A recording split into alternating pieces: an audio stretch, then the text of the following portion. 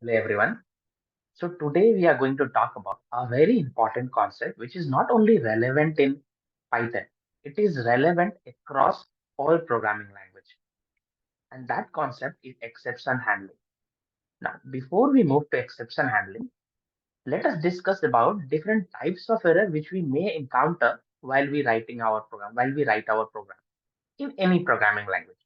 So mainly there are two kinds of error. One is called syntax error and another is called runtime error. Syntax error occurs when you don't follow the rules which has been defined for that particular programming language.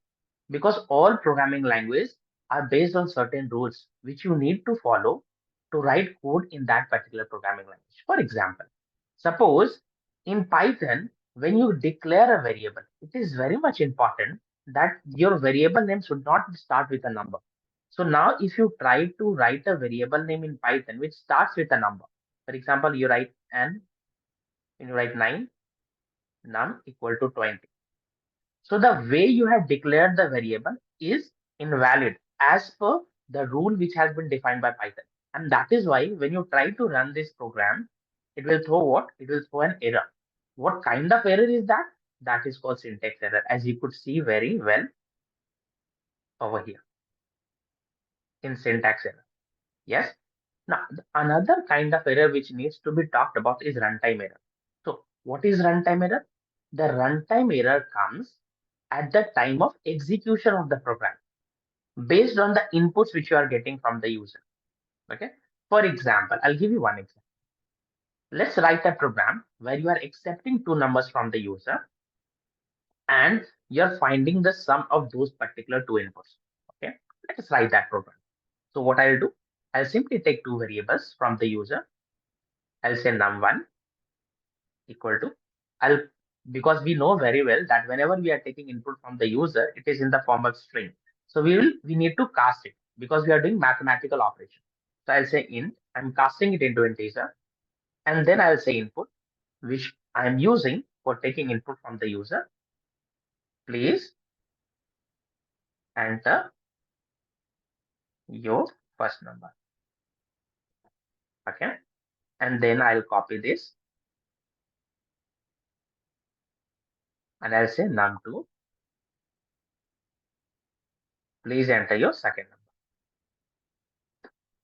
Then I'll find the sum using a third variable sum. And I'll say, okay, num1 plus num2, and then I'll print it. Print. I'll use format string to print my result in a better manner. Okay, so I'll say f num1 plus num2 equal to sum. Okay, now I'm running my program afterwards. Okay, the input will I will giving, like the first input which I am giving is 10. The second input is 20. Perfect. My program ran and I got a proper result. But what if, right, if I run the program again, but this time the user, okay, the user who is giving the input, instead of giving number, that user gave me a letter A. Now, if I try to run the program, my program will not run. It is giving me an error. Then this kind of error is runtime error. Now we will come to the concept of exception handling. Now, what is exception handling? Exception handling is handling runtime error. Okay, gracefully. Because right now, what you see? You see this big error. Okay, a general user will not be able to understand what is this. Okay, you are not giving a proper output to the end user of your program who is using your software, who's using this program which you have written. Okay, now exception handling could be used in this place in order to handle this particular error. Okay, and to give the result to the user in a better manner. Okay, for example, now how do you handle that exception error? You handle that error, you handle that runtime error using something called try and accept. Okay, I'll use that. Okay, So where do you put the try? So you need to understand all the lines where you think the error might come from, the runtime error might come from. You enclose all those lines under a block called try. So I'll say try. So now I will, all the lines which I think might throw error at the time of running, I have enclosed it under try. Okay. Now, if runtime occurs in if any one of these lines, I'll try to catch it. I'll have to try to handle it using another block called except. Okay. Now this except block is like a seed belt. So exception handling is nothing like a seed belt. So that if anything wrong happens with the program at the time of runtime, it will be handled in a proper manner. Okay. You could write anything under except. Like for example, I'm writing a print error while addition. Okay.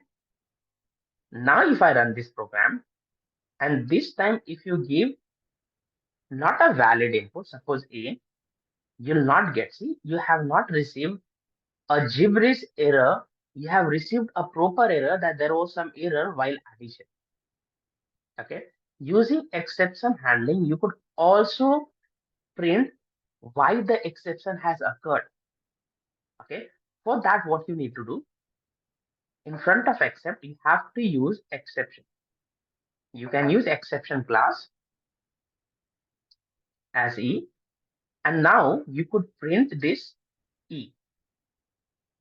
Now this E is the issue why the exception happened. See, if you provide a valid input, suppose you are providing a valid input 10 and 20, then your program will run as it has to run. Okay, there is no issue in that.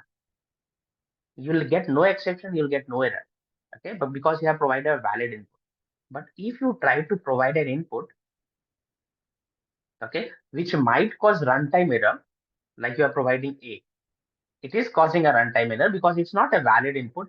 Your program will not be able to convert this A into an integer. So it is throwing an error at the time of running of the program. Okay. Now if you enter it, see, that error has been handled in a proper manner and you are getting a better output. Error while addition. Now it is giving you the reason also. Invalid return for int with base 10. Yes. Now let's talk about, see, now you have understood one of the very important aspect of exception handling, but exception handling also helps you in doing one more thing. I'll tell you what. For example, suppose again, I'm taking two input from the user. I'll remove everything. I'm taking two input from the user and I want to find the division of two input. I want to find the quotient, okay, of these two input. Okay. I also want to find the addition. I also want to find the subtraction and multiplication. Okay. So suppose I am saying, okay, div equal to num1 divided by num2. Then I'm printing the result, print div. Then I want to find the addition, the sum of these two numbers, sum num1 plus num2. Then I'm printing sum.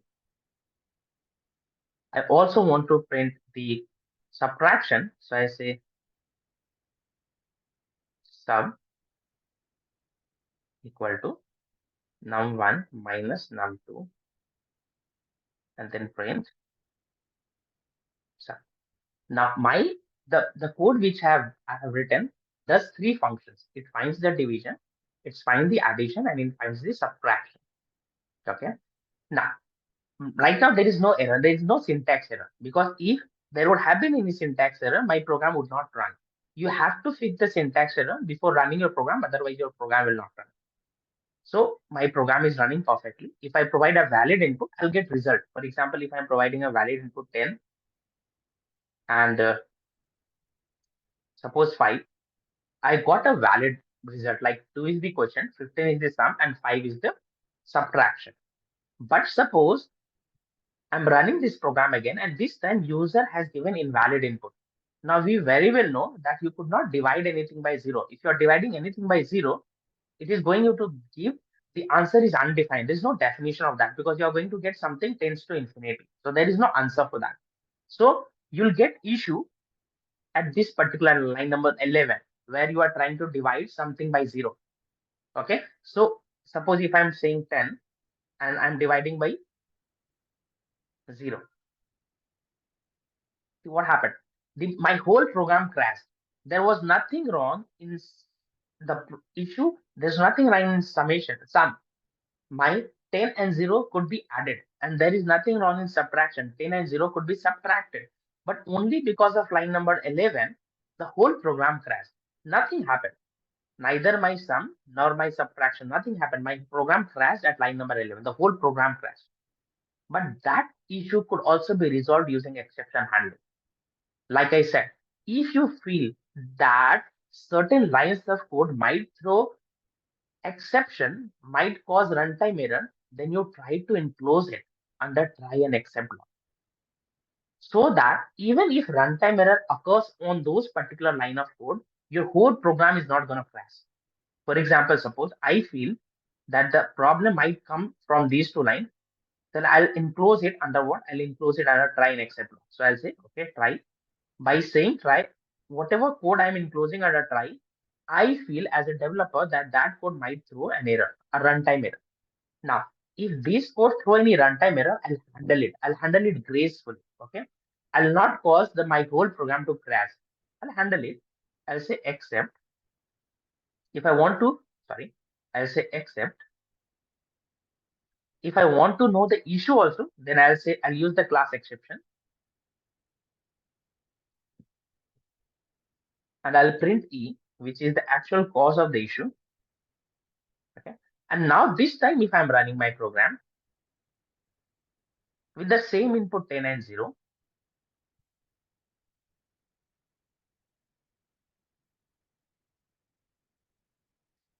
see, my program did not crash this time. And the other code, see, other code did run. The whole program did not crash. These two lines of code, exception handled. See, exception happened here, but it was handled properly by this except block. And I got a graceful error that division by 0 is the issue in this particular lines of code. And other part of the program ran successfully. I got the sum and I got the subtraction as well.